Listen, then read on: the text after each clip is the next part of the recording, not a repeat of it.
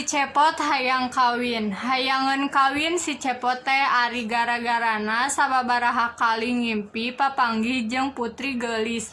Ngakuna ngaran Dewi Lailasari, asal nagri Tenjomaya. Tapi ku Semar boro-boro dipupujuhkeun dihaminan oge henteu.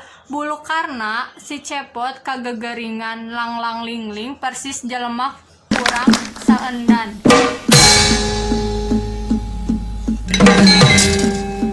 Kudu dikumahakeun atuh si Aka teh ema. Da ku bapa mah geuning angger diantep. Ah nyaeta atuh bapa maneh mah ngan ka ema nu tara ngantep teh. Ema onaman dulang tinande. Naha los-los kadinya. Nya bapa maneh mah ka anak teh siga nu teu nyaah.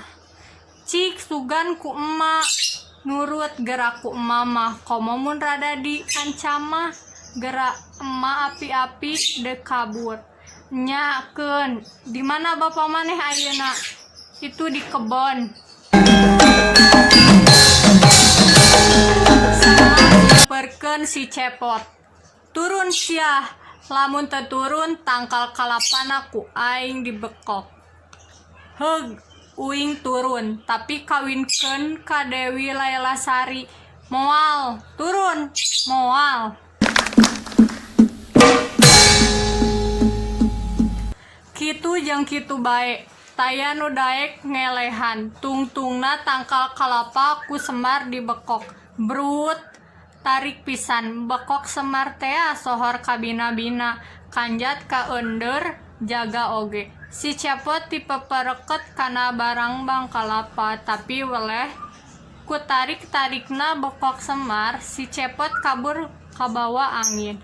Baring supagi bakal ragrag di nagara Tenjomaya. Singkat carita, Dewi Lailasari ayeuna mah ku kaedanan geus kitu mah tuluy bae dikawinkeun sataun ti harita.